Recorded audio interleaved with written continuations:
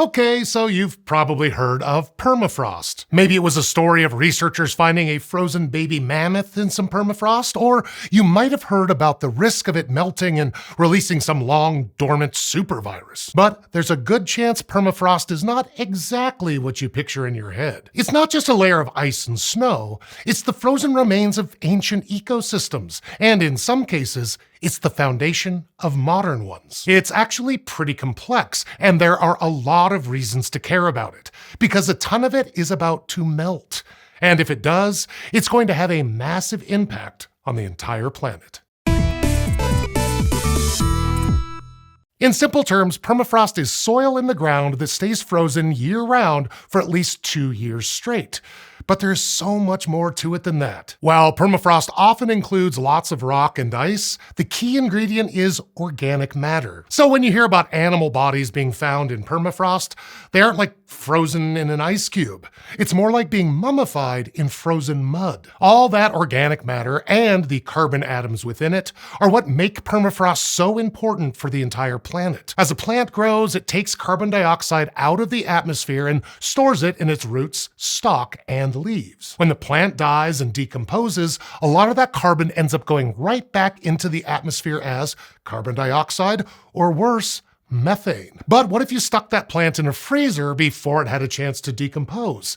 You'd trap all of its carbon in the freezer too. That's why permafrost is a carbon sink, something that pulls carbon out of the atmosphere. It stops the decomposition process in its tracks.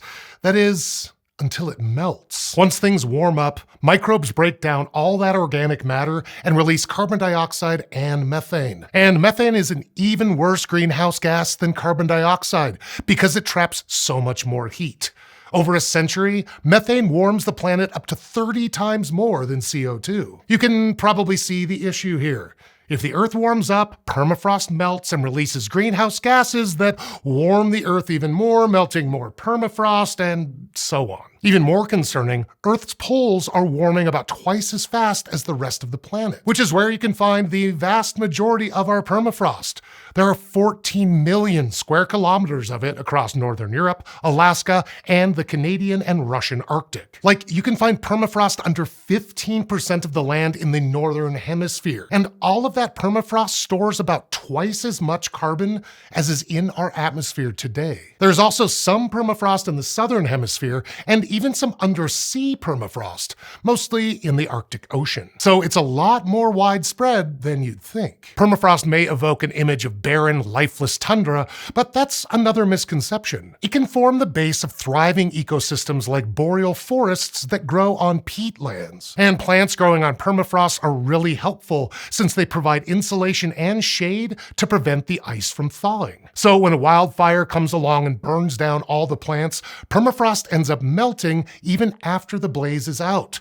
Not from the heat of the fire, but from the ground staying warmer without the forest to shade it. A 2023 study in Alaska looking for hotspots of methane emissions from melting permafrost found that they were nearly a third more likely in areas where wildfires had burned through even 50 years prior. And a warmer planet means more intense wildfires, which will just keep this cycle going. By now, you've probably figured out that this is more than just some frozen ground, but permafrost is also more than just one thing. One of the coolest kinds of permafrost is called yedoma, and it's utterly crucial when it comes to carbon storage. Yedoma is a massive permafrost layer that stretches across Siberia, Alaska, and Canada. It can be up to 130,000 years old, but all of it dates back to the last ice age, so all of it is at least 10,000 years old. Over the last 2 centuries, yedoma has been the subject of much debate amongst scientists. They first used the term to describe permafrost that was particularly rich in ice. In fact, scientists would find massive chunks of ice buried in the ground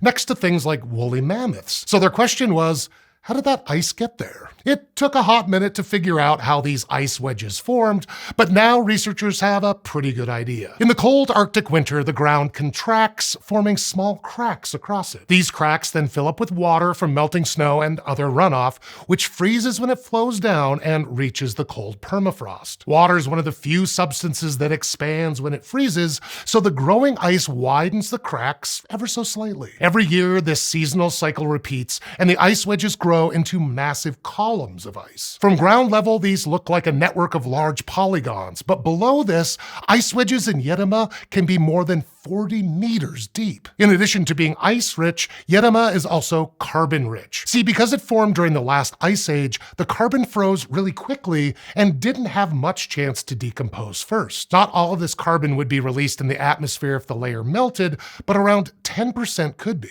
And the fact that yedoma is perforated by all these ice wedges turns out to have a pretty devastating downside. When those ice wedges melt, they destabilize the surrounding permafrost. The ground collapses, creating voids that are now exposed to air. Perfect conditions for organic material to decompose and release greenhouse gases. One computer model suggests that by the year 2300, greenhouse gas emissions from all types of permafrost will be about as much as humans emitted up to the year 2000. And while there's a lot of uncertainty around the exact number, we know permafrost can emit a lot of greenhouse gas. It's yet another reason why it's so important for us humans to reduce our carbon emissions as soon as possible and prevent these feedback loops. So now you know what permafrost is and what it isn't, which is good, since it's going to play a pretty big role in our planet's future, and research suggests we should do what we can to preserve it. With any luck, this Arctic oddity will be around long enough to be misunderstood by generations to come.